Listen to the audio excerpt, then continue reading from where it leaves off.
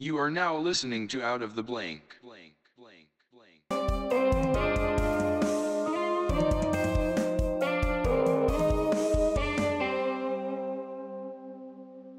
Another podcast with my buddy John Bunk. I met Bunky. Bunky Yeah. with the E. Forgot about that. Friend of mine, I don't know you as well as I would like to know you, just because we had a class together in high school, senior year. It was what was it? British literature. Yeah, with Miss Brittingham. That was a awkward class. I think we were both just trying to kind of really just stroll through the class, let it go by.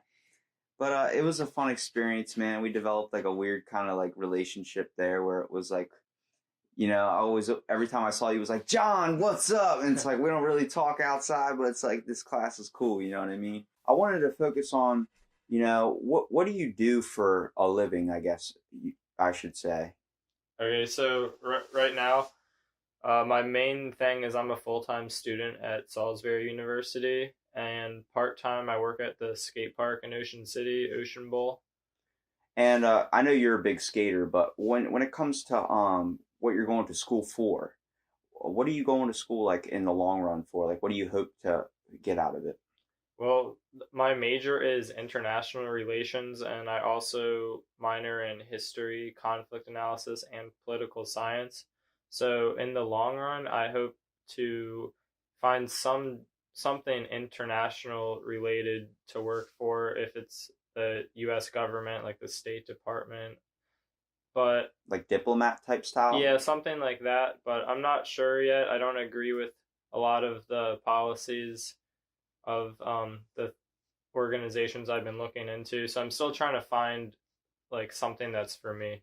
So something that has like everything you're really looking for job wise, like that really you believe in. Yeah, yeah. When we talk about diplomacy and travel, are you wanting to be more like bringing civilizations more together in that factor, or are you really just looking to set up different like really utilities and trade stuff, like helping people get resources they don't have in their country? Because some countries compared to us don't really have anything that's more like poverty. They don't have a certain type of outlet, like easy access to water, easy access to food, or very like Africa with starving kids. Are you interested in any of that type of stuff? Well, yeah, I mean, it depends really specifically on the region. Um, I don't know. There's so much stuff out there. Like the world is so big. So massive, Yeah. and we don't even understand. We're just like the smallest little ant on this little rock. And I'm just fascinated because really I know you as like a skater type kid. So I was like, you know, when you say you work at a skate park, it's like, all right, well, I didn't know you were traveling to all these exotic places. I mean, just list off a few of the places you've been so far. Well, I've been to the Middle East, a few countries in that region, like Egypt, Jordan, Israel, and Palestine. Yeah, and then been to some countries in Europe, like Greece and Albania, and Spain, and yeah, just that's pretty much it. I haven't gone farther east than the Middle East yet, but I would like to. So you enjoy going out to farther regions like that rather than traveling anywhere in America, or do you just love the idea of travel in general? Oh, yeah, I mean, I don't know. I'd prefer to go somewhere different than America, Yeah. somewhere where I can actually feel like I'm in a different place. So, like, I mean, from me being just local around Ocean City and not really going anywhere like fancy like that, but I have come in contact with like kids from Bulgaria, kids from Romania, and I've tried to pick up a little bit of the language there, even though I don't know if they're teaching me is what the right word you would say would be hello or something, but Yeah. they've taught, usually it's the dirty words are the ones they teach me. But it's different, and I like it. I mean, I definitely want to experience travel in my life, just on the fact of like I'm so close and homegrown here, where it's like I'm so used to everything. I need a new outlet, like a new change of scenery, I would say. And I believe that's definitely what one of your passions right there, trying to find a new change of scenery. I mean, it gets boring, man, around here, especially around wintertime. There is literally nothing to do. Yeah, I yeah. mean, it's hard to even like you just honestly just want to stay inside all day, especially when it gets cold. It's the reason why a lot of people travel when it gets cold. They want to go to a warmer place and then come back when it's warm here. But you traveled to one of the places I've wanted to visit for the longest time because of my obsession with Greek mythology. Now, I don't know if you're too familiar with Greek mythology when it comes to the gods and all the stories. And I'm not a big religious person when it comes to that, but I do like the stories. Like that was most of the books I read in school that I actually found an attention to. I think it had the fact of swords, and then there were these people that were like us that were like half god, half man, and it was like that whole aspect of it just like blew my mind. And Greece being one of the most famous places for like creative just outlets in general, like the statue works and all that like beautiful art and just how the buildings were crafted, these giant white pillars with like that are sculpted just for years and years to stand like forever. It's a lot with Egypt when you see all those blocks like stacked up on the pyramids. There's a significance to that. Like someone took the time, and like multiple people took the time. It took years and years to build the pyramids, and they're set up in a way where you can see the constellation like in a perfect, like at a perfect angle. It can tell you the constellation at a certain time. The stars line up under the pyramids, and they're miles and miles apart, and you don't even realize. You see pictures and you're like, oh, they must be really close together. No, they're like 100 miles apart from each other, right? Or the pyramids? Yeah. Well, there's some are, but the main pyramids that people see in Giza, Egypt, there's 6 of them, and they're all like in the same like. I only know area. about 3, mostly from like Transformers and all that. There's 3 big ones, and then there's 3 smaller ones in that whole like pyramids complex in Giza, Egypt, and then there's more pyramids. If you go farther south, like even into Sudan, there's some pyramids. They're not like as famous or as massive as the 3 main ones in Egypt, but. Do you when you go to these places, do you like to hear the history behind them, or are you just going to see the sights? Well, I like the history behind it. I'm also really interested in more modern history than I am ancient history. Mm-hmm. What do you mean, like more like 100 years ago type stuff? Like past like 1,000, 2,000 years. So you're not into the even up until like really modern history, like past like 100 years. I'm interested in that. I'm not as into the whole ancient mythology and ancient as much as I am, probably. Yeah. When it comes to learning, like back, I know you have to have some brief experience with just. I'm not saying you lived it, but like knowledge on when it comes to ancient history compared to history now. Do you believe that society as a whole has become more like has gone for the better than compared to how it was back in the day? I believe that there are some factors in society that we have that are a little bit obscure or different, that are in good and bad forms. I believe technology is amazing, but it's also seemed to be a cripple on society as well. Yeah, well, that's a tough one because back in the day, there wasn't as much technology as there is now, so there wasn't that many people back then. But with all the technology and agricultural advancements we have now, the population is huge. So we have a whole new set of problems that in the ancient days that they didn't have. So it's kind of hard to even compare that, I would think. Technology, I mean, you got to think. We keep thinking like there's not going to be something in this life now that's going to be invented that we need on an everyday basis. But then I guarantee you next year, the year after, maybe even later this year, there's going to be something like, how did we ever live without it? You know, technology wise. I believe we're progressing a little too fast. I wouldn't be against the Amish lifestyle, honestly, with being, you know, I like to turn on my light switch to walk into the house. You know what I mean? Mm-hmm. My buddy, you walk up to his house and next thing you know, the lights come on. He tells his Alexa to turn on, you know, his lights, turn on the TV, turn everything on for him. So he's all sitting. I see the laziness in it. I see the easiness in it, but I also see like that's too much control for anything. You know what I mean? Yeah. Ends up turning into like Terminator or Skynet, where stuff starts attacking you and getting controlling for you. I definitely believe that when it comes to the past and having a system of irrigation like we do now with toilets, I like that. I like having a flushable toilet, not just digging a hole and hoping it goes Yeah, away. You know that what I is mean? nice. Okay, so you say you're more obsessed with the modern time period. Can you give me some modern events that you are like thinking about a lot and that you know a good bit about that I might be like if you're talking to a toddler right now, what would you? Um, well, I'm pretty interested in all of the more modern wars in the Middle East. Also modern issues in South Asia, like India and Pakistan, the partition in 1947. Let's Explain see. that a little bit to me for someone that's uneducated. Okay, so the British Empire was controlled the Indian subcontinent For for opium, hundreds of right? years. Well, forever. India had more like a very abundant resources and Yeah. everything. So the British Empire controlled the whole area of what is now Pakistan, India, and Bangladesh for hundreds of years, and then 1947, after World War II, the British couldn't afford to keep control over the subcontinent, so India and Pakistan split into two countries. Pakistan was Pakistan.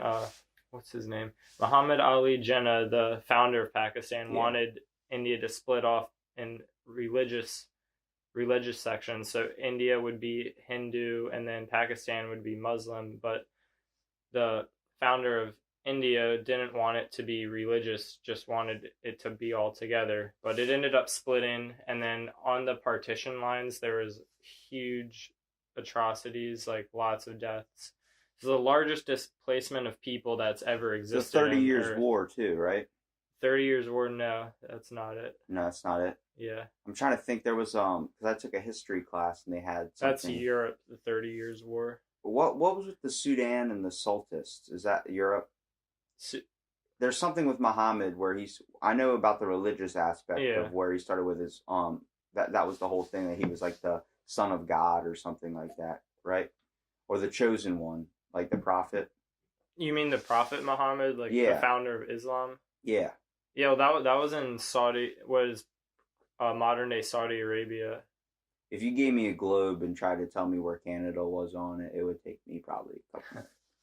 I'm not gonna lie. When it comes to countries, I'm a little bit obscure on the knowledge of it, but it fascinates me, man, because it's weird to see all these civilizations that are built upon these types of wars, conflicts, and like this overall beliefs. Like when it comes to America, we don't have really any major things besides how we were discovered and just stuff like that. Like we kind of stay in our own little confined space and seem to be a power that thinks we're better than everybody else. And it's I'm more obsessed with culture in general, especially more ancient time period. But I mean, your passion definitely should be you should become a teacher when you get older, because I would easily learn a history class from you for sure. Even though that might not be something you want to do, but there's definitely going to be times now that I know you're educated in these aspects where I'm going to be asking you some questions just so I don't sound stupid. But going into something you know a lot about, so tell me something about history, like you were just explaining to me about the East or the British. What was it? The British. Yeah, the British Empire and the independence of the subcontinent states in South Asia. All right, so continue on what you were saying about that with. Oh, okay. So yeah, it was when the countries partitioned on the borderline. It was the largest forced displacement of people in world history. 15 million people at least uprooted from their homes and had to move either to what is now Pakistan or what is now India. Lots of killings, just horrible atrocities. About a million people or more died, and yeah, it was pretty sick, but it happened. Yeah, I mean, with a lot of like, it seems like to progress forward in something in society, like in a new era or time period, it seems like there's a lot of war that has to happen. Mm-hmm. And I mean, we talk about war's never going to end. It's in mankind's nature to start wars and just be at conflict. There's always going to be someone that's trying to be an alpha male, or just trying to conquer somebody else. We just have that obsessive gene in us. It's like the habit of eating. It's something that you have to do to survive. We always have to prove we're better in ways that civilization that might be, like Korea, are dealing something with that, where there's a dominant power that we see as corrupt.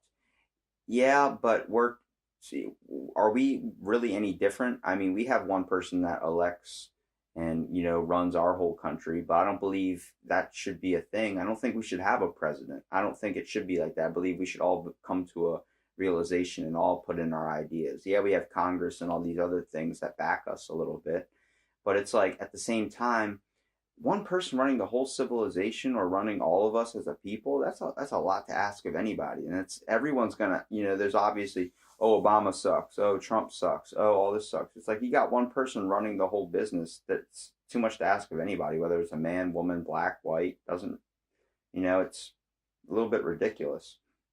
I believe, John, you could be president for sure, just because you're really mellow. And I believe if someone had a problem, you'd be like, okay, all right, I don't know what you want me to do. I'm not going to do anything about it.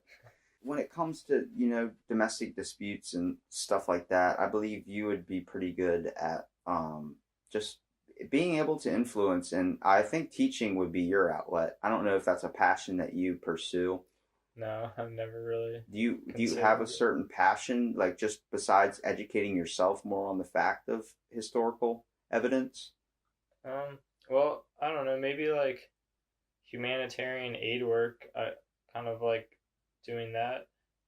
And explain to me what humanitarian aid work is. So people in places where there's conflict and people get displaced and don't have anywhere to go or are in need of certain like necessities like food, water. Humanitarian aid is like usually it can be governmental organizations or non-governmental organizations that will help provide aid in those kind of like the Peace Corps. Yeah, exactly. That's a really good. Have you thought about doing that? I have, but I'm not sure if I would want to. Organization a little bit. No, not that. I don't know. I don't think I'm that motivated to join Peace Corps. That's something pretty hardcore. Yeah, that's something you got to commit to. Yeah, it's a real commitment. Doing 2 years somewhere where there's, I don't know. It's too much for me right now to think about. I mean, you got plenty of time down the road if that's something you want to more endeavor to. But I mean, explain to me how you told me you travel and spend up to $15 a day. Yeah. Okay. Explain that, because I think a plane ticket's like $300 something bucks to go down somewhere, or like $600, and you're there for how long is probably your longest stay? I don't know, a week in some places, but I've like lived in other places, but that was like for school. It depends where you are, how cheap it's going to be. Well, the plane ticket is always going to be expensive, but I'm not the $15 a day isn't factoring the plane ticket in. I'm just talking about like the day you're there. Yeah. And that also includes like where you're staying. So, but $15 you spend more than that here if you live in America usually a day. Yeah. So that's where I'm like lost in translation here, where you're talking about $15 a day in these other countries. Is that just because the economy is a lot different than here? The country won't have as strong of an economy, so everything will be a lot cheaper there. Because I know in like China, if you brought $15 of American money to China, you'd probably be pretty well set for a little bit. And I know $15 in Bulgaria are one of those types of poor economy places.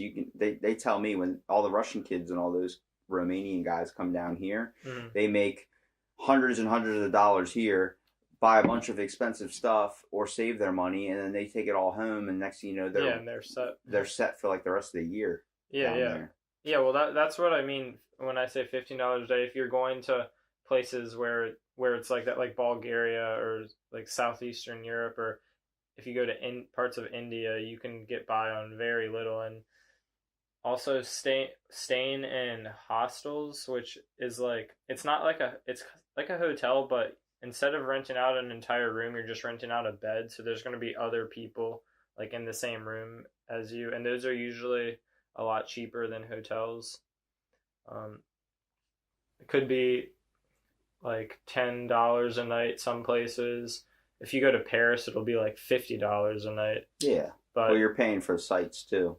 yeah, Is that yeah. like, do you choose, like, do you stay in crappy hotels when you go down there, like kind of dumps so it's cheaper, or do you stay in like really wherever you find easiest?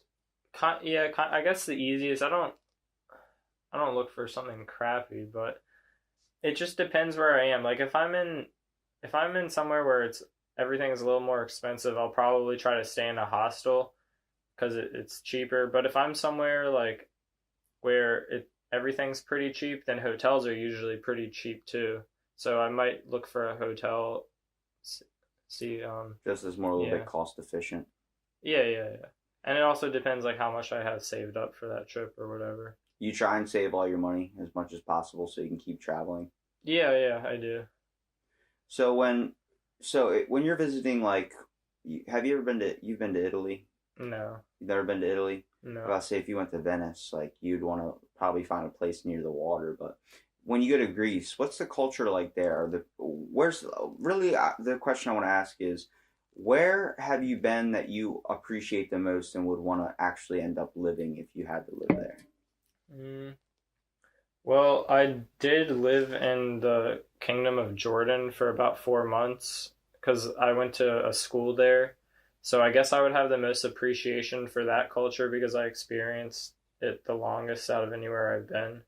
Now, is that just because like the people there are probably the nicest that you've been? Like if I had to ask you, if where's the place you've been that has had the nicest people so far? Like just That was culture-wise? Albania. Really? Yeah. Why is that? Well, I mean, they don't really get tourists there. It's also the country also kind of recently opened up in the past 20 years. Oh, so it seems like they kind of want, they're excited to see you. Yeah, Really, and when you it's go up. like they don't expect to see like an American like Do they have there. questions to ask you, like how your country is? Mm, Do you tell I them there's a didn't McDonald's find. on every block? Yeah, I've had people ask that, but Albania, I didn't find as many people able to speak English as other places you would go. So it was kind of hard communicating with people there. But generally, people are really nice to you. They'll help you out. I don't know. When you ate down there, in Albania, let's say, was it hard to read? Like if you went out to eat, was it hard to figure out what you were getting, like reading the menus, or do they No, have the English translation? a lot of places had English translation, but also a lot of it was in like a Latin script, so you could even if you couldn't understand, you could still read it. And also there's pictures on the menu too, so that Okay, helped. so you knew what you were getting. Yeah, and in Albania, you can go to a restaurant, like a sit down restaurant with a waiter. You can get the most expensive thing on the menu, and you're still only paying like $5. Wow. See, that's like not even enough for a drink down here. Yeah. That's what's ridiculous. A lot of people down here try and go like, I want to go to this Asian restaurant or Mexican restaurant, like authentic. So they'll go where the menu's all in that Oh language or yeah. something, thinking they're gonna get the best food or whatever. I'm like, you don't even know what you're ordering, man. You order something like you're thinking you're getting sashimi or whatever it is, and you're getting like squid testicles. I don't even know if squids had testicles, but like you're getting something you have no idea what, and then you're eating it. Like, okay, well, I ordered it. I don't want to send it back. You know what I mean? And that's also where a lot of people have like a fatal flaw where we kind of get comfortable in our situations and we end up going to like an Applebee's or something where they understand what's there and they're just going to get the same thing. I remember every time I went out to eat, I never went out of my own little circle of getting chicken tenders and French fries and eating those and Yeah. like a cheeseburger or something. But now, like that I'm older, I definitely want to experience a little bit more, like when it comes to trying different like foods and just expanding my really like knowledge on what I like as like there might be something that you have a hidden like attraction taste for and you don't even know you have it. Yeah. But when it like just the culture in Albania, so everyone was like pretty happy to see you, just kind of open, and that was probably the nicest place, like positively that you've got feedback wise from people. Yeah. How was Greece? Because that's one place I really want to travel to. Well, yeah, Greece is is nice too. I mean, people aren't like mean to you or I don't anything. like their food styles. I don't know. I Yeah. know our school did a thing where they had like Greek Day or something where you had to bring in a bunch of like Greek food and stuff. It smelled terrible. Uh, I don't know that if that's just because of everything they cooked with or something. But what's the worst place you went to that had the worst probably food? hmm. I don't know. Like shit where you're like, I'll just eat a bag of pizza combos. I'd rather have this than have that. I mean, I don't know. That's kind of hard. That's a hard one to say. I don't think I've been anywhere where the food wasn't good. It was just different. Yeah. Do you know a place that would be extremely different than here? Food wise? Yes. Probably India. Now, is it because it was too spicy? I know that's a big I thing like with Indian I food. like I love spicy. spicy food Yeah. too. I actually interviewed on my fourth episode was a housekeeper from Guyana, Mhm. so South America. Yeah, yeah. And she her dad grows these ghost peppers and like all these really hot peppers, like grows them himself and stuff, and then grounds it up into a sauce. And I was like, mail me your sauce. And Yeah, she gave me some for I like Christmas, dude. that. I dumped that on everything, and like Yep. she's like, you're gonna want a teaspoon. Nah, I'm eating bowls of that stuff, Yeah. man. When it comes to spicy food, I can tear it Yeah, up, I dude. love spicy food. So, what you if I know I said your favorite place like food wise was Albania. What was your favorite entree? Like, if you had to choose something that you ate out of everything, what was the most exotic or like good tasting thing? Hmm. Well actually food wise not Albania. That was people positivity wise. People positivity wise. So Food-wise? food wise then. I guess probably say Jordan. That food wise I like that a lot. So you like what was a specific meal that you liked that you found you had a taste for that you didn't think you would like? Falafels. I did not like those at I've all heard before. of falafels. Yeah, it's like I don't really know exactly what it is. I know it's made out of chickpeas or something. And it's like a little green ball that's fried, and you put it like on like a flatbread sandwich with hummus and like whatever other toppings you want. That's like a Jewish Well, delicacy, it's right? like a Middle Eastern like food that's like in Arab countries it's pretty prominent. Also, Mhm. you can get it in like Israel, the West Bank, too. So you said that's something you didn't like? No, I did like. It's something I developed a taste for that I didn't think I would like before. I think it's probably because if you've probably had it down here, it's not the Yeah. same as having it somewhere that like it's exactly. culturally influenced. Like if you go to have a pizza here, and then you go have a pizza in Italy or like somewhere Italian, it's going to be a whole different scenario. You're playing in a whole different ballpark. You're like, holy crap, this is amazing. I think Domino's pizza tastes good. Yeah. And there's so many people out here that have their senses so blocked off from the real like essence of the food where they're like, I prefer Domino's still. It's like, you're nuts, man. We just saw this guy pick tomatoes from his backyard, make the sauce with that, and you're talking about eating Domino's pizza right now. But that's also, I think, what fascinates me. A lot of people like that that grow up like in America and just don't ever feel like leaving. It's like, why don't you go experience this food that you have such a fondness for? Is there a certain activity, I guess you would say, that you did on your travels that was interesting or different that you never really tried before or that you just enjoyed that was different? Well, I don't know. I guess trying to learn new language and speak to people in it without speaking English. Did you bring a book? No. You didn't bring like a little translating book or something? No. Did you bring a journal at least? You had to write down some stuff. I wrote some stuff down. Was there like anything in specific or was it just your thoughts about the day and what you were kind of experiencing? Yeah, I guess just thoughts about the day, what I experienced, if anything interesting happened. So when it comes to learning the language being probably one of the most difficult tasks, but probably the funnest activity, I guess you would say. I mean, I remember learning Romanian from the kids in my work, and that was interesting just because Like the main things I wanted to learn was like peanut butter and jelly. How do I say peanut butter? How do I say Yeah. pineapple? How do I say really have a conversation?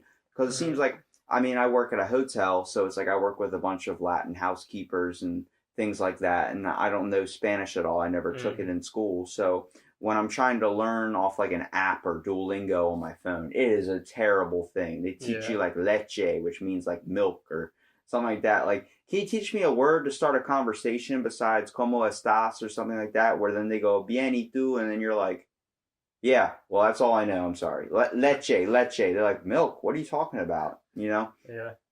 And a lot of words are so similar too. So if you're learning like Romanian or something like that, you're learning it's a little bit close to Spanish too. They have some Hmm. similarities, like when it comes to pina mean pineapple, or Yeah. Yeah. you know, and simple stuff like that. Like ananas means pineapple in Russian, and I didn't know that, or Romanian. I don't know which one it is. There were like four different types of Russian people at our work, and I was like, "Oh, you're Romanian?" No, I'm not Romanian. I'm like, what's the difference between you guys? Like, big difference. And there's like a bunch of drama that goes on between them. I'm like, whoa. I'm like, when it comes to language, man, I'm just too dumb to learn it, dude. I try getting those yellow books for dummies, like Yeah. language for dummies.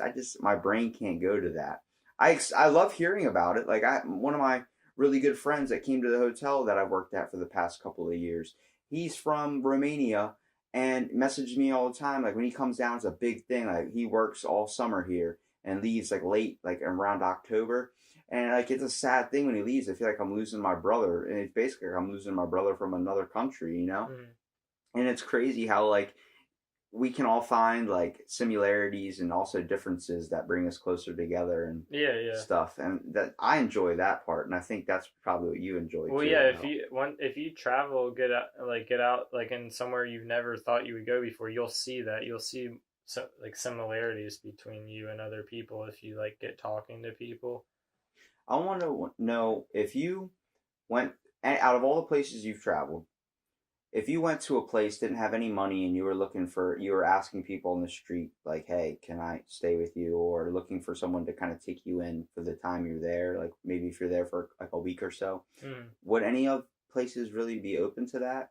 Because I feel like there Mm. are some people out there, like it's not really like noticeable here. Like if you got off the airplane here and you're looking for a place to stay, or you're looking for directions, no one's really going to give you directions. They're all kind of just walk past you and kind of drone off. You know what I mean? It's very rare you find someone that's willing to take the time to do that. Did you find it was easier there? Do you think it would be easier there? Uh, Probably wouldn't be any easier out there than it would be here to find someone that you never met before to let you sleep in their house. I don't, I don't Or to even give know. you $5? uh, well, that would be harder there, I would think, because if you're going like to a country that isn't as well off as America, and everyone will know you're American as soon as you open your mouth, they're gonna be like, "Why is this American asking me for $5?" Like, he's from America. The reason I say that is because Cubans don't have a lot, and it from the stories and like things I've heard about people that have been to Cuba, it like the people there are very open to share what they have, and I really enjoy that aspect of a place like that rather than Mm, here where we're all kind of like everything for ourselves. We're more very yeah, greedy when it comes to that. Everything is ours. I'm the same way. I don't really like sharing my things. I get a little off when I spend my own money on something and then I see a yeah, person on the street bumming for money. It's like, why don't you just get a job or work? And it's even that selfish way of thinking, mm, but at the same time, it's like I don't know what you're gonna do with this money when I give it to you. You know what I mean? I'd rather it be put to benefiting you rather than hurting you, like going and buying a beer or going. It's a lot of the reason why this country's poor is we're so focused on antidepressants and stuff like that when it comes to alcohol. I mean, yeah, yeah, me and you are probably the only two straight kids around here that are like when I say straight, I'm not talking about sexual orientation. I'm talking about like when it comes to how we spend our money. You focus it on chasing after a passion that you go for, or you save it, or you can chase after that passion, like travel and yeah, stuff. I put my money away and save it for a rainy day in case there's something I want to get down the road, or in case my car breaks down or something like yeah. that. Mm. And most kids, they're always complaining about how they're broke all the time. It's like, what'd you spend your last like $20 on? Well, I bought a 6-pack. I bought a 12-pack. Yeah. And that's just going to raise the prices down here. And I mean, you know, Russian kids come down here. They're known as heavy drinkers. And they didn't want to go drink because they didn't want to spend their money that they were earning down here on how expensive booze were when they go back to their country and buy twice that for twice as less. Yeah, exactly. And also, that's why I think it's, when it comes to our country, we're a little bit selfish in that aspect. I believe we need to be a little bit more open. And once we kind of open up our society, not just with cultural differences, but also, you know, become more open economy wise. Like when it comes to, we shouldn't have homeless people. It's a ridiculous thing. There shouldn't be anybody that's homeless. The government should at least step in and pay a little bit to get somebody. I mean, there's plenty of homes where nobody's living in them. They're just sitting there. You can't tell me you can't stick a couple homeless people in there. Not saying create a shelter. Give them a couple clothes from a thrift shop, or, you know, loaner suits. Let them get a job. Let them work up money and then pay it off. Like, not slave type stuff, but, you know, that should be an option for them if they want to do that. So they're not just living on the streets. That shouldn't be a thing that's happening. Now, don't get me wrong. There are some people, like if you go to Hawaii, there are people that are purposely homeless. It's because the weather's so nice there. I actually experienced when I was walking into Hawaii, by the airport, there was a public restroom by this park, and there was a bunch of homeless people, and they were all talking about the softest curbs in the neighborhoods. They were like, this curb's awesome to sleep on. I'm like, what? And it's like so ridiculous, but like Hawaii has like real nature and they have fake nature. Like when it comes to all the stores, they have the little like fake little golf course turf and like palm trees that are, you know, planted there and stuff like that. And it's like they're sleeping there, and it's because it's so warm at night and like there's good views. I mean, you can literally sleep on the street and you're seeing a beautiful view the whole night. It's 70 basically all the way around. You're walking around in a short sleeve shirt. One of the most beautiful things I've ever seen. And compared to the water down here, where the water is like dark green and brown, and then you go up there and the water's blue and like, holy crap. And I remember the first time I ever ran and jumped in, I thought it was going to be nice and warm. No, it was like 40 degrees, man. I was like, whoa, whoa, whoa, whoa, whoa. And like started freaking out. And there's coral on the ground. And like where we would be walking, you wouldn't be able to see what's down there. You're just stepping in sand or mud or whatever Ocean City's water is. There's coral there. So you got to pick your feet up and swim over it to get to where the sand is. Yeah. So like if you go and try and lower your feet or get anywhere close to the reef, sometimes there's a little eel down in there. And this giant eel comes out and gets very predatory. Like it's going to snap at you. You're like, holy crap. The most dangerous things I can explain about Hawaii was, there's a thing that's a desktop screensaver. It's for a lot of them. It looks like a long walkway and then like a little like pavilion type thing, and there's water on the side. It's on a beach. It's actually a place in Hawaii. It's called The Point. I don't know if that's the exact location of that picture, but there's a place like that. And on The Point, it's near Diamond Head, this giant mountain. I actually got some pictures I'm going to show you. But there's this walkway. You can, me and my cousins are from Hawaii. They would run and jump, and you have to time the wave perfectly. And it's like a good 20-foot drop. And if you hit the wave perfectly, you land right just above the coral, so you don't hit your butt right on the coral. So then you can swim all the way back to shore. But a bunch of kids were running, and like they would do front flips off this 20-foot wall into a foot of water and catch the wave perfectly to where it stopped them from hitting the bottom. And then like I was too much of an idiot to even try that. But when we would go out snorkeling, where the fish were way out there where the coral was alive. There's coral all over the beach. Like there's pauses where there isn't coral. But in the beginning, right where the shoreline is, where there's coral, it's mostly dead. And that's just because from people, tourists standing on it, not treating it right. You're not supposed to stand on the coral. It breaks it off, gets dirt in it, kills it. And so you have to kind of go out farther to see the fish. Up in the front's kind of like the coral's black. It's not the same color. And then once you get out there, it becomes a little bit more colorful. But when you're snorkeling out there, the worst dangerous part was when the tide's down and it's not up, the coral is like, you have to suck in your stomach or it's going to scrape your chest. So when a wave comes up, you got to time it perfectly if there's a giant bump of coral and swim as fast as you can over it. Because if the wave goes down and you're on right above that coral, it'll slam you right down on that sucker. And next thing you know, there's this giant like 7-foot eel coming out of there with the giant head, like the ones you see in like the aquarium tanks. Where you're like, oh, that thing's scary, and it just comes out and it moves its head side to side. You're like, oh my god, it's right under me right now. Imagine if it bites me in the crotch.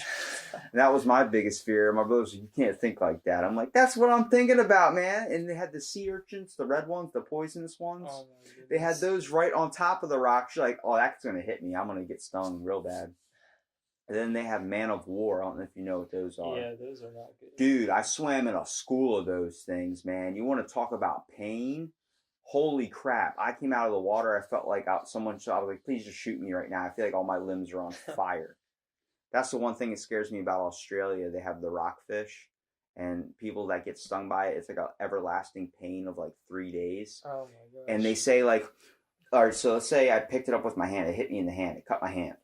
My hand, at first, it's going to be bleeding, but it's not going to really hurt. But for the next 3 days, it's going to pulsate with pain. It's going to feel like my heartbeat is in my hand. And it's like the experience of giving birth. From like, your hand. Yes. Imagine that. That pain of giving birth and in your hand, and it pulsates. So every minute it's going as that really sharp pain for like 30 seconds, and it stops for 30 seconds, and it kicks back on for 30 seconds. Dude, that stuff scares the crap out of me. And half the time, rockfish spend like 200 something days on land. Oh. So it's like you don't even know, and they look like rocks, man. If I'll show you a picture on the internet, dude, they literally look like rocks. You wouldn't know if you were walking, stepped on it, dude. You'd be in so much pain. Giving birth out of your foot. Exactly. People have talked about, like, I remember I was just walking across the beach and stepped on what I thought was a rock. It was a rockfish, stung me, and next thing I know. And they hang on to walls and stuff, too, so you don't even know. It could look like part of the wall. You're like, oh, my God. It's like when you go to Iraq, they have camel spiders. Those are giant spiders, like the size of, you ever seen a coconut crab? Those They're giant things? Big, yeah. Well, camel spiders can run like 20-something miles an hour. And they're giant spiders like you would see in a giant movie, or like of like tarantulas and stuff. And I'm like, oh my God. And they scream a high-pitched scream, too. I've never heard of these. Dude, it's ridiculous. My third cousin, his son went over to Iraq, and he was like, we weren't worried about the enemy. We were worried about camel spiders. And I was like, what do you mean he's worried about camel spiders? They will crawl on your face while you are sleeping in the desert. They fired off more rounds at camel spiders than they did the soldiers there, like the other soldiers, the enemies.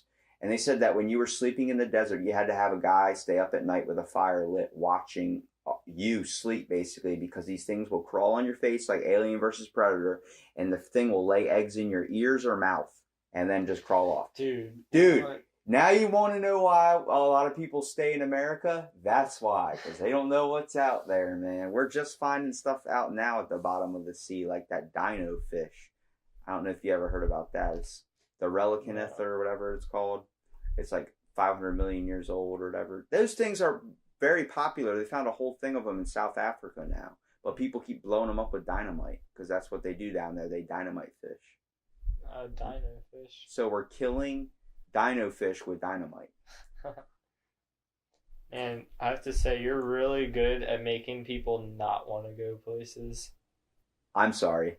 I don't mean to. That's funny. I don't mean to reject anybody, but everything I know about like stuff is like when I'm watching. If you go onto Netflix, everything is like conspiracy. Like my watch list is stand-up comedy or conspiracy theories or freaking dumbass documentaries about like nature and stuff. Like there's one called Earth 2. I was like, they made an Earth 1, and it's like nothing but like 8 seasons that are like an hour and a half long an episode about just random things. You got some guy with like a really soft voice. Here is the octopus, nature's loveliest creature. And you can't watch it at night. You gotta watch it during the day, because if you're watching it at night, you're out. You're asleep. It's like reading a Dr. Seuss book. Like when your parents used to do that to you when you were little. Read you a bedtime story, you're out. His voice is so calming. But like stuff like that, I don't know, interests me, man. I mean, I definitely am not subjective to people going and trying to go to new places. I just believe that you got to be careful what's out there.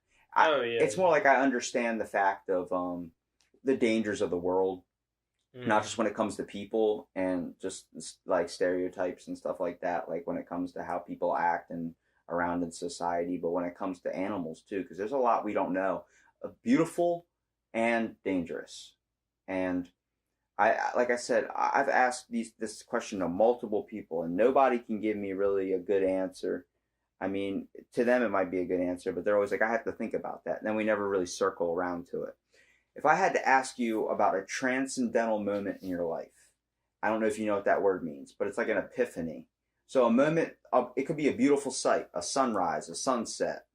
It's the reason why people climb Mount Everest, just to see that beautiful view. Mm-hmm. I've seen it multiple times in my life. I have specific moments like in my house where the sun peeks through the window, or the cold frost on a window, on a cold winter day where you don't want to move out of bed. Much like the poem by Robert Frost.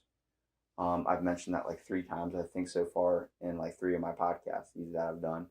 But or like even when you're in an airplane and you open up that window when it's like the red eye or something, like where it's just becoming sunrise somewhere, looking out and seeing that sun come up against what is that, the horizon line? Yeah. And just rising up above, and you see the clouds just light up orange or red, something like that. Have you had a moment like that in any of the places you've traveled? Doesn't have to be the sun. Could have been a beautiful mountain, a beautiful picture, a beautiful work of art. Kind of.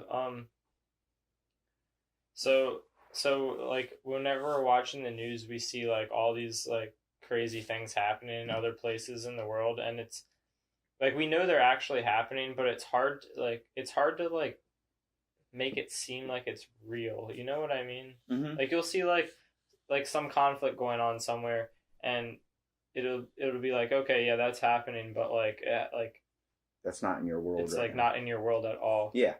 So when I was in Jordan, I was helping out teach skateboard lessons at this skate park. That's perfect for you. In the city, and a lot of the lessons were towards people seeking refuge in Jordan from all over like the region, and a lot of them were from the countries Sudan and Africa. Mm. And there's some pretty messed up stuff going on there in Sudan. The Sudanese government is funding militias to basically eradicate a certain group of people because they're a little bit different than the rest of the country. And a lot of those refugees from the Darfur region, which is where it's happening, people like become refugees and are trying to get out. And a lot of them are in Jordan because Jordan's like the closest, safest place to be. Yeah.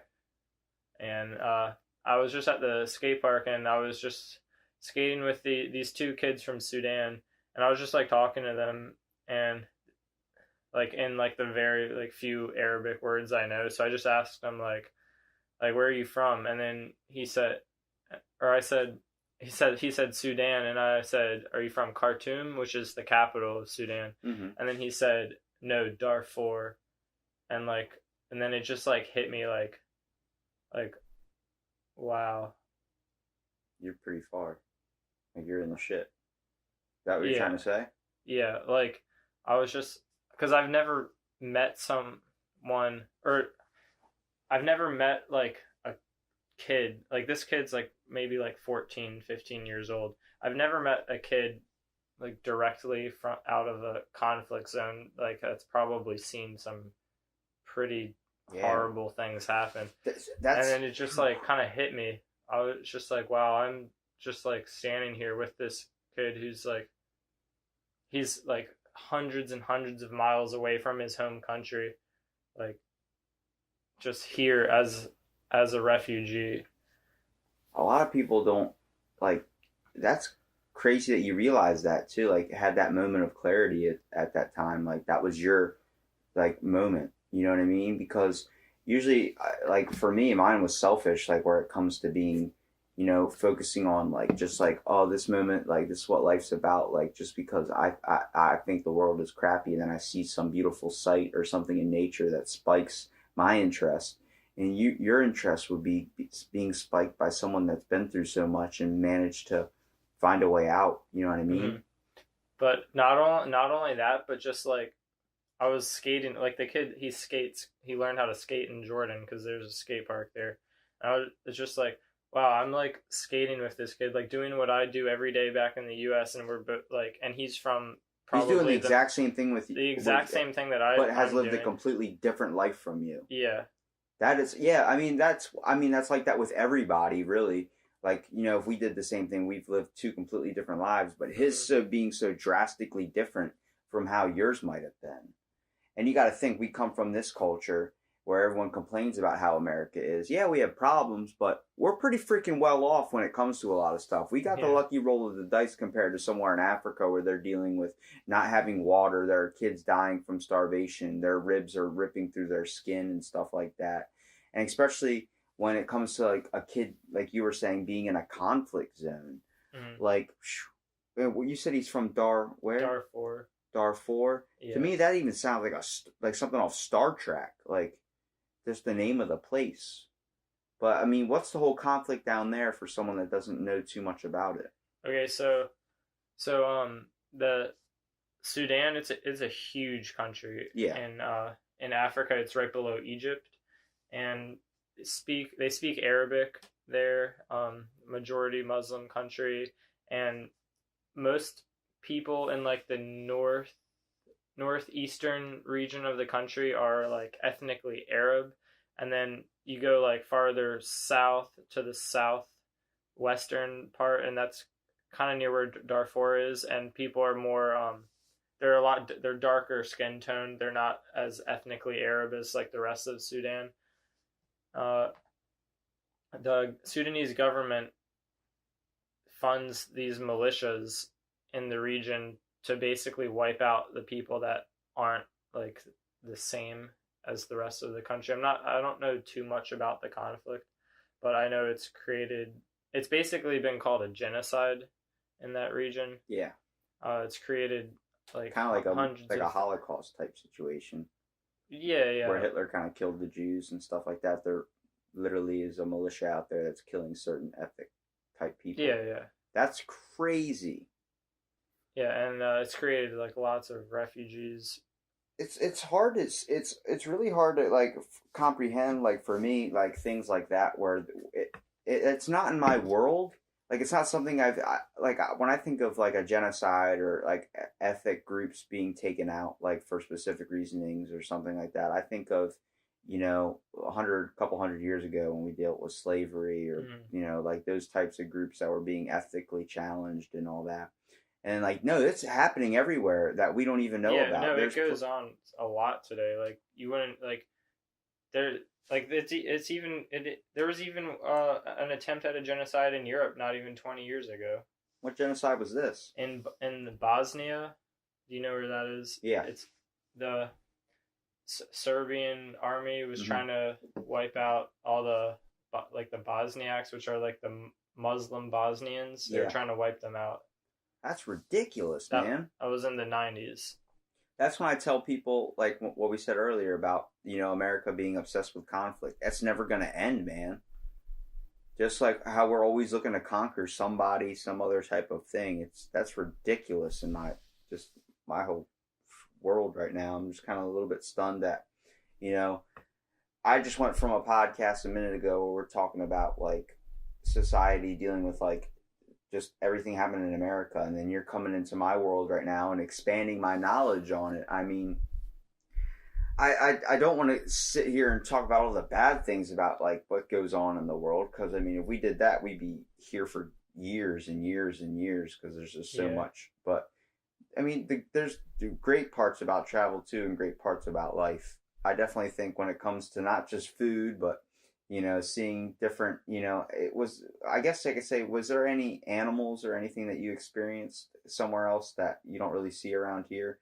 Because, I mean, if you go to the zoo in Salisbury, it's different from going to the zoo in probably Hawaii or something like that. Like, there's pandas, there was Komodo dragons. We have one here. There's like 30 over there. So, like, was there any animals or anything you experienced? Yeah. Okay, so it's so cool. So if you are in Egypt, like in Cairo, and go to the pyramids, like in the complex where all the pyramids are, there's like people like with camels and stuff. Yeah, camels. And they'll like come up, like they see you from a mile away because like you're the only like non-Egyptian around, and they'll come up to you and like get you, like try to get you to ride their camel. You like pay them or whatever. And if you pay them and they'll like let you ride their camel, and then you like walk around like the pyramids and stuff. That's an easy buck for it's them, cool. man. Yeah. I mean, that's how they make their living. They own a camel and they look for tourists to get them to ride I it. would pay to ride a camel. Yeah, Holy dude, crap. it's so cool. You're so high up, like. Is it different from riding a horse? Dude, it is, because you're like double as high up as you would be on a horse, and Are you sitting in between the humps or on top? like on top of the hump? I've never seen a two-humped camel actually. I've only ever seen the one-humped ones, but yeah, you're so high up there. Does it get scary? It is at I got first. height issues, so it's like it is at first, but you get used to it. I don't even like Just standing don't wanna on a tall fall off. ladder. I don't like looking off my balcony because I'm afraid of the height. But it's like smoother than riding a now, horse. do they fart a lot? I know that's a dumb question to ask. I don't know. I didn't hear it. Because every time I watch like a movie where it takes place in the desert, they're riding camels. There's always one dude on the stinky camel. Yeah, I didn't hear it fart, but it does make some like weird noises. But they store water in their humps. That's strange to me too, man. I'm telling you, when you got now, did they have different pets, goats, things like that you wouldn't see here? Yeah, I mean, I guess it wouldn't be like a pet because they're using it for like its resources, but yeah, you'll see goats and stuff. Like people just walking them down the street. Yeah, if you like, I remember I was in this one country, Oman, which is on the Arabian Peninsula, and like you'd see like goats, like just like so many goats, like just on the side of the road, but it's like someone owns them somewhere, just like free range. I don't know. Oh, that's pretty cool. Yeah. I know there's a goat farm, like I think like not even like 30 minutes from here, out in like the country, Bishopville and everything like that. Not country, yeah, but out in like the like the more of like the farmland type. They own like a farm of goats. I'm like, I just want to drive by and buy a goat one day. Just walk around with them on a leash. Just walk. Imagine walking into Walmart with a goat. yeah. You got a sense. That's the aspect of like when you see people on the boardwalk with lizards and stuff, like they're craving attention a little bit. Yeah, like you're walking into Walmart with a goat on a rope. You're not, goat on a rope, but like someone's going to ask you, hey, what's up? Like, what do you do? Like, seriously. But see, I don't know. I'm always that type of class clown little type thing. I think you kind of picked that up about me. I'm more always trying to make someone smile and laugh. That's what I definitely would like to go to I like the idea of travel, but I hate the flight times. I did 12 hours on an airplane. Yeah. Dude, that's a pain, man. My legs cramp up after like an hour. I was like, I need to get off now. Yeah, that is one downside. Flight. What's the longest flight you took? I think maybe 14 or 15 hours. They play movies at least? Yeah. I feel like they send you in this beautiful airplane and then they bring you back on some piece of crap. It depends on the airline. Dude. But the longest flight I was on, it was actually pretty interesting. I took the Saudi Arabian Airlines. Nicest airline I've like ever seen in my life. Like so nice. Tons of movies, like everything. You get like the best airplane food I've ever gotten. And it was flying from the capital of Saudi Arabia to DC. But it was interesting. The movies, dude, like there's so much stuff cut out of them. Just because it's quicker, or is it? No, because it's like more society acceptable. It's because of religious laws. Really? Yeah. Like what? Name a specific example. Like in a movie, you'll see like a girl and like some skin on her chest will be showing, like not too much, but it'll be blurred out. Or like probably because she has a tattoo or a cross on her neck. Tattoo would probably be blurred out, maybe. That's nuts. Yeah, wow. It's and then like clips will obviously like be cut out, like it'll cut to something random. Is that because someone might freak out if there's a certain thing, or just it's just like spark outcry. Yeah, it's just like the religious laws. They don't want like to show things that they don't think are right. That's. But it's really interesting. I don't know. I think it's cool. I think it's cool too, but if I'm watching Teenage Mutant Ninja Turtles and they blur something out, I'm gonna be a little upset. Because I mean, there's obviously everyone can get offended at anything, but I don't know, man. It's something I gotta experience. I think I think that like our differences when it comes to world travel, you're going to be more like I'm going to want to see some of the buildings and some of the beautiful sights, but I'm going to be the one that's like, where can I find the cheapest goat? Where can I find the most exotic pets? Like my buddy's in Germany right now, and he's like trying all the German beers and doing all this type of stuff. He's living down there with family, and he's experiencing like going to the bar every night and like Yeah. doing that. That's because that's in alcohol's in his world. Yeah. I just told him, bring me back a goat horn. He's like, what? I'm like, find a goat, take its horn.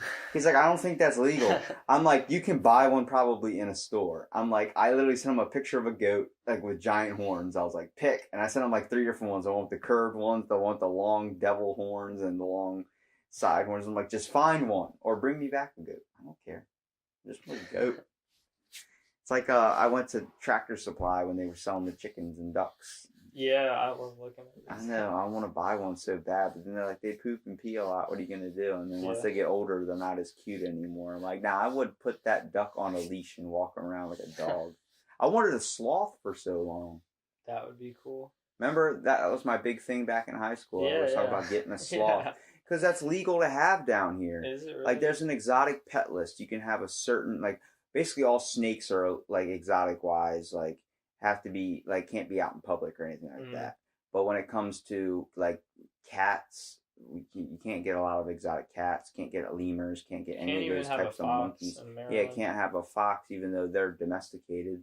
Yeah. But it's like you can have a sloth, but sloths are $5,000 and they're a pain in the butt to keep. Really? Because they only eat really, I think twice every like 3 weeks or something. What? And then you have to wash them constantly because they move so slow. Moss grows on their back. You think moss would grow on their back if you kept it inside? Yeah.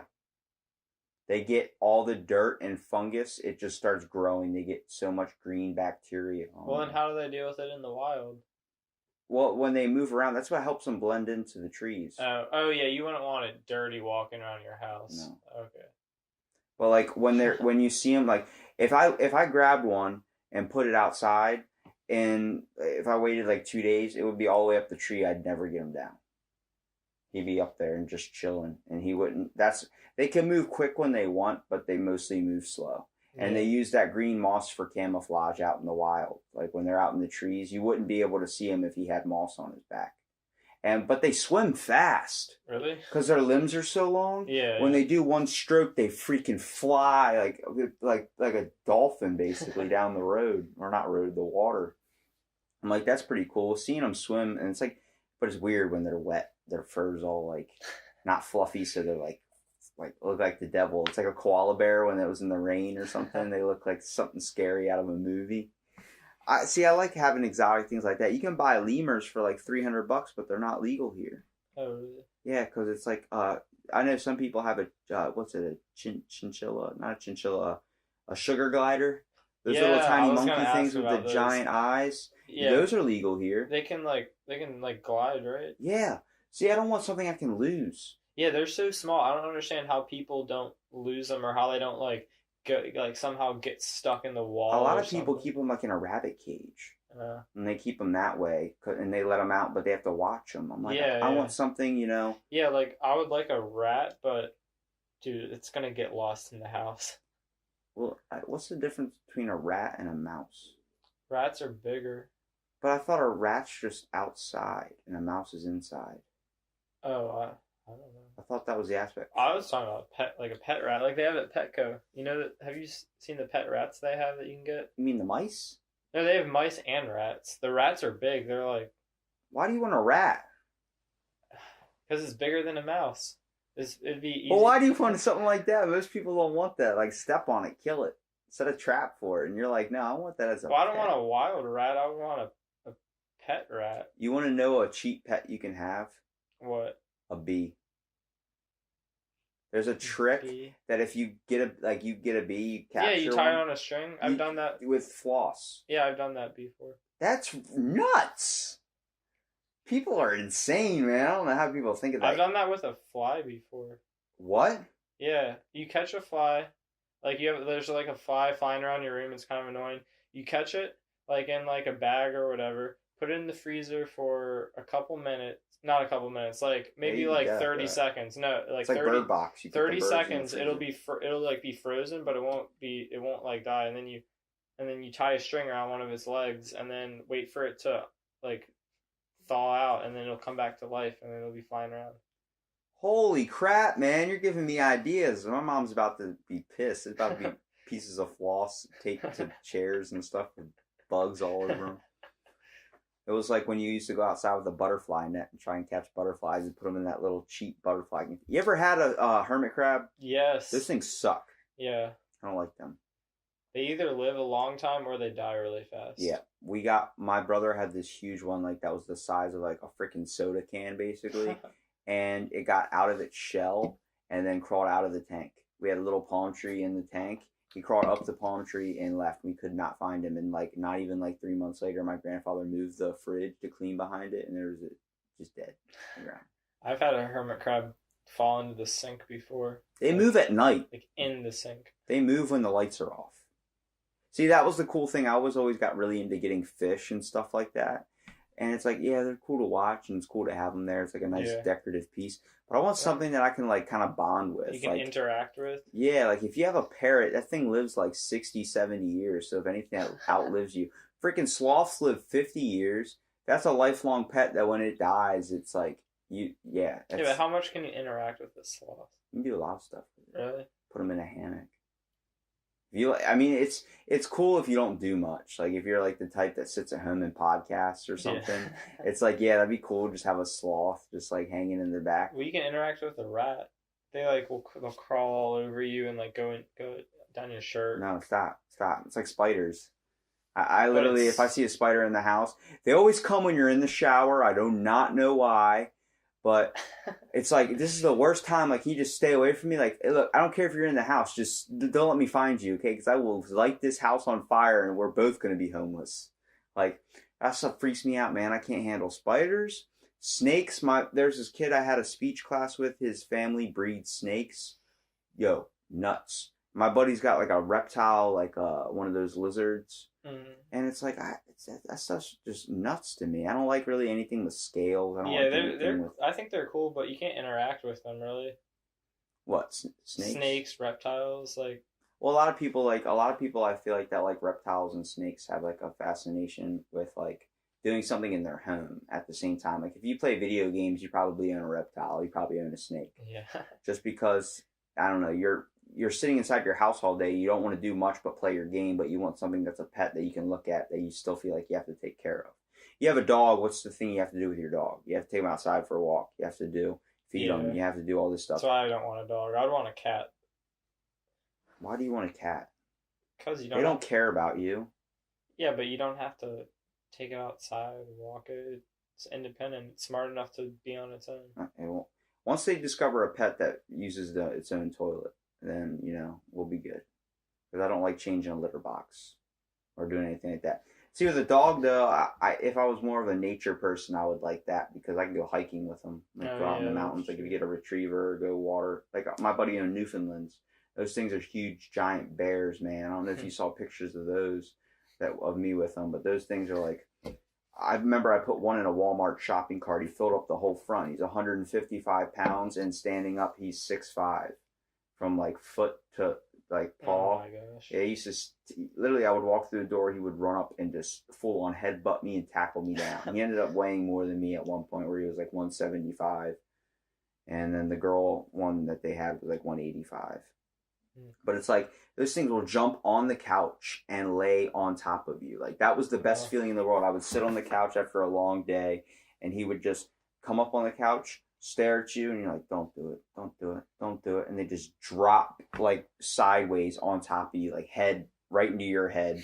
And the next thing you're just laying on top of you, like, why? And just sitting there like, lets out that big sigh. Oh my gosh, the best feeling in the world. And if someone tried to walk through the door when that was happening, they'd get up and protect you. You felt like nobody. You could ride it into battle. Like nobody was going to come in and hurt you. Oh. I like that aspect of things. I definitely think a sloth would be a cool thing to add once I get like a podcast studio. Just have a hammock in a corner, call him Joe or something stupid. I don't know. We got off on a huge. we got off on a huge animal tangent. That's why I love you, John, for this specific reason. We go into some random things.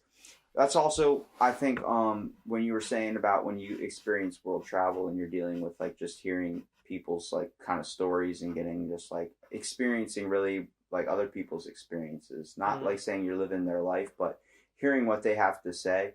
That's why I started podcasting. I was interviewing people and starting to hear things that I was like, why? Well, someone could get like, either could be really good advice that helps me in a way, or something like a really cool story. I'm like, holy crap! Like I interviewed one of these housekeepers who's a professional arm wrestler. What? Like was a professional female world champion arm wrestler, and then she also was a biker, and she also did crack. And I was like, what? And she goes, yeah, I did crack on the weekends. I was like, you're acting like it's a piece of cake. She goes, it was a piece of cake. I'm like, and I've met like so many people that were like, I was homeless at one point. I died 3 times. Like there was a dude I interviewed that died 3 times. There's, you know, there's people that are like, oh, I came back from the dead. I saw. And even though there's some things I'm like, yeah, I don't really know if I believe it. It's a cool freaking story, and it makes you, you know, everyone has their own experience. No matter really how old you are in this world. I prefer to interview older people like in their 20s or something that either experienced some type of childhood, you know, influence towards either travel. I don't know if you have a childhood influence towards travel, or is it just like a certain hobby you picked up? I mean, my dad used to travel a lot for work. What did he do? He worked for the U.S. government. There's where your freaking passion comes from, man. You're basically following in your dad's footsteps a little bit. Not maybe with the same specific job, but like government-wise, like doing stuff like that. And also, you know, when it comes to traveling, I mean, that's obviously where your passion came from. Did he ever take you traveling a lot, or was it just him traveling? No, No family trips anywhere? Not, I mean, yeah, like to Florida or whatever, but never like exotic, like outside the country. Yeah, I mean, I understand that. Like when it comes to like my grandmom's the only person that ever took us to Hawaii. She takes us every couple of years, trying to take everybody. She went to Disney World recently. I was a little upset that I didn't get an invite towards that because I would have loved to go to Disney World, man. I used to go all the time. My parents work in radio, so they used to get sponsorships from amusement parks and like car dealerships. So like at one point, my parents were driving new cars every like 2 weeks. They were test driving a car for Kia or Chevy or Ford and getting new cars. So like this was around the time I was in elementary school. So my dad would always drop me off in like a different car. One time he had a Jaguar. One time he had a, you know, all this, like all these different things. It was a fun experience. And we always got certificates on places to go out to eat and all these other types of like thing. Like we always got certificates to Green Turtle, Applebee's, Outback, all these restaurants we just ate for free every night. Like it was like ridiculous. And then, you know, when it comes to that, that's where my whole music thing comes from. That's where my whole voice for like broadcasting kind of comes from. Yeah, podcast. Exactly. That's why I'm saying everyone's got a little bit of a childhood influence and experience when it comes to what they're really trying to find passion-wise in life. Plus, I've always been really good at talking. Like, I mean, even though a lot of people call me annoying, but I found out, like, I have a passion for it, and I need to kind of pursue after the whole idea of it. Yeah. And like just like how you have a passion for travel, I don't think you should stop doing it. I definitely think it's something you should keep doing. But I also think you should, you know, do you plan on settling down back home, like back here, where you really like live? Or yeah. do you, well, not around here, like this area, Ocean City area. I'm not from around here, but I'm hopefully gonna once I graduate from college, maybe like go back like where my family's from, Silver Spring, Maryland. I go up there for concerts sometimes. Yeah, work like in the DC area. It's where I'd rather be, but just gotta get through the last 2 years of college. I think I'm about to get my associate's degree after this semester that's coming up. Nice. And then I'm going, I don't know if I want to go to Salisbury. I don't know if I want to go to a different, or even continue it. Because what I first started going for was chemical dependency, dealing with like chemical addictions and stuff like that. Because that's something that's influenced my life a little bit. But then I started kind of falling out of that and becoming more into the lines of social work, dealing with children that have been like put through some type of stress or physical like or emotional situation, and like kind of dealing with in like a school system more type, like being a guidance counselor. because I feel like I could help in that outlet. And also, podcasting really has proven to be like a type of therapy because I mean, I work out all the time and that's kind of my therapy, but like being able to talk to someone, get their stories and get their experiences, and also they can ask me like when I do a podcast, it's not just an interview with you. You can ask me whatever you want. I was gonna ask you something. What? How'd that speech on Hot Pockets go? Dude, I got a freaking, I think it was like a 79 out of 100 on it, man. I was So, like, you gave me, it was basically a B. yeah. I was like, well, you couldn't have gave me a B. She goes, do you honestly think you really deserved it? I was like, yeah, I do. Wrote it all in one night, left my flashcards and improv the hell out of it. I literally, there was like 4 slides of Kate Upton eating a Hot Pocket. I was like, you can't go wrong. How long was that speech supposed to be? It was 6 minutes and it was all improv. How'd you do that? Dude, I'm really good at like, just that's, like I said, that's where I come from when podcasting. All this stuff I'm asking you, it's like, I just comes to my brain. My brain just like, let's find somewhere we can go with all this Your stuff. teacher should have given you an A. You should have Dude, I did a 10-minute speech on, what was it? Freaking, forgot. It was, you had to sell an item, like an item that a consumer would, product that they would buy. Everyone was doing like invisible spray, invisible blanket, some stupid thing like that. I did, because the week before, I had my little cousin ram a shopping cart into the back of my heel. And I remembered the anxiety I used to give my parents at the grocery store before that we would go in. They give me a little speech, don't let the shopping cart hit the back of my leg or something. I thought of a bumper that you put on the cart that blocks the cart from hitting the person's leg. And I went in a 10-minute speech, all improv, with a little prop going in on that. Wow. And I got a freaking C on it. And I was like, what? And everyone was like, he should get better credit on that. And I'm like, but they were like, that was all improv. I was like, I literally just thought of this last minute and came in here and it rocked it. Like everyone loved it. Everyone was cheering. They said it was like the best speech. I was like, it's cool, man. I get it. I know I did well on it, so whatever. But yeah, my Hot Pocket one had Trump, had Kate Upton, and it had so much stuff in it. Yeah, you should have gotten an A just by the fact you can do an improv speech on Hot Pockets for 6 minutes straight. The whole point of oral communication is being able to communicate. I used to be so afraid of standing up and like when we had British literature, getting up and trying to read off like a certain line from something or read aloud. That was scary for me. I got so much anxiety where I was like, I don't want to do this. I'm getting scared. Like I don't want to present my project up.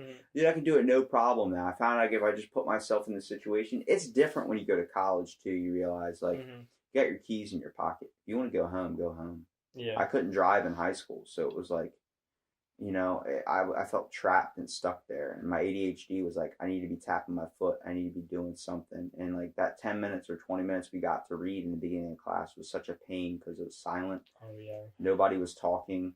I sat behind you some of the times, and it was like, I'm sitting there like, I want to say something to John, I want to crack a joke, want to crack a joke. And I'd whisper something to you and then make you laugh, and then Miss Brittingham would look over at us or something. I'm like, man, you can't expect a person that likes to crack jokes and be like a class, like make everybody laugh, be a class clown, like to sit still. That's like putting crack in front of a crackhead and telling them you can't have it. Like I need that outlet. You know what I mean? That's where I think of my passion comes from with just podcasting also, because you know, I like making people laugh when they come on here. I like, a lot of times it's really hard to set up, but you know, just because everyone's got life, you know, they all got stuff they got to do. But it's like once you're here, it flies by so quick. You don't even know, man. Like we could be sitting here for an hour or so. Yeah, an hour and 18 minutes already, and we're podcasting. Like it went by like that, man. It did not feel that long. And just like what you were saying, really. I mean, focusing on like, I know we did. I want to go back to what we said about when you experienced, like when you were talking to that one kid and you realized, wow, this kid's been through so much. Do you think, like, do you witness that today in society too? Like when you're walking around, like honestly, not the same detrimental effect that they had over there, like what they're dealing with. But do you see, like, do you pick up on stuff like that when you see somebody, like, obviously that dude's been through a lot. He looks a little bit damaged. You mean like here? Like, yeah. Well, I mean, I kind of like have like a more open mind about just like anyone, like you, like dude, you don't know what anyone they've could have been been through something, yeah. you know? I don't. Well, we've all been through something, whether Yeah. it's really, really good or really, really bad. You know, what's crazy to me is when you take two people, like let's say twins, you give one life that's all good, everything given to him, to one of them, he can grow up and be a bad person. But you give nothing to the other one and treat him like crap, and then he grows up in that life and he could be a completely good person. Yeah. It's like when you can raise, if I picked you here, raised you in another country, you could grow up completely different than the John I know. You know what I mean? I think that's what's weird about society, but I also believe that's what's beautiful about it too. I like how everyone's a little bit different. We're all kind of a little bit of snowflakes. You know, there are people that, because of their genetics, they look different. They're more beautiful. They're, don't look as good. They're, I'm not saying anybody's ugly, but it's like they have a certain talent, like in their genes, they're really good at. Like their whole family comes from a music background, like my family does, but I have no passion for music. You know what I mean? I understand like the creativity. I'm more obsessed with like the creative aspect of it, but I prefer talking. I prefer stand-up comedy. I prefer cracking jokes, things like that. And for you, like dealing with travel, like that's not something in my world that I'm as fond with. I'm more happy being comfortable in my own situation, my own scenario. I really only want to go to one place, ancient Greece, because of my fascination with Greek mythology. But like there's people that want to chase after the passion of teaching, chase after the passion of being a famous rock star, change it after the passion of traveling, change after the passion of being a chef. Yeah. That's something I believe that's very interesting about humankind in general. When it comes to the goods and the bads of us, I believe that, we're all just really looking for our way, you know what I mean? Trying to find something that we want to really accomplish in life. And, I hope you say your passion's like really traveling and kind of helping out in places, I guess, that would be more needy of it. But I believe that's something too. I mean, you're into skateboarding. I believe your outlet should definitely be teaching kids how to skateboard. That would be 100% lined up in your wheelhouse. Yeah, well, that's what I've been trying to get involved with. Like, do you travel with your own skateboard as well? Yeah, I'll bring my skateboard sometimes. There's usually like somewhere to skate wherever you go. And TSA doesn't piss you off? No. When they make me take my shoes off, I'm like, why? Yeah, I don't know. I don't like going through security. You would not want to travel with my grandfather. We went from like, what was it, Arizona to, I forgot where, somewhere a little bit farther, I think Nevada or something. No, it can't be that close. We went from Hawaii to Arizona, and that was freaking terrible because my grandfather gave the TSA guy the biggest ear beating of his life for like an hour and a half. Why do I gotta take my shoes off? Sir, can you step off to the side? I gotta take my belt off too. God. And he's like just like cursing on his breath. My grandma was like, he can never be easy with this. He can never be easy. I'm like, why don't you just get him the easy pass so he's not complaining the whole time? He just walks right through.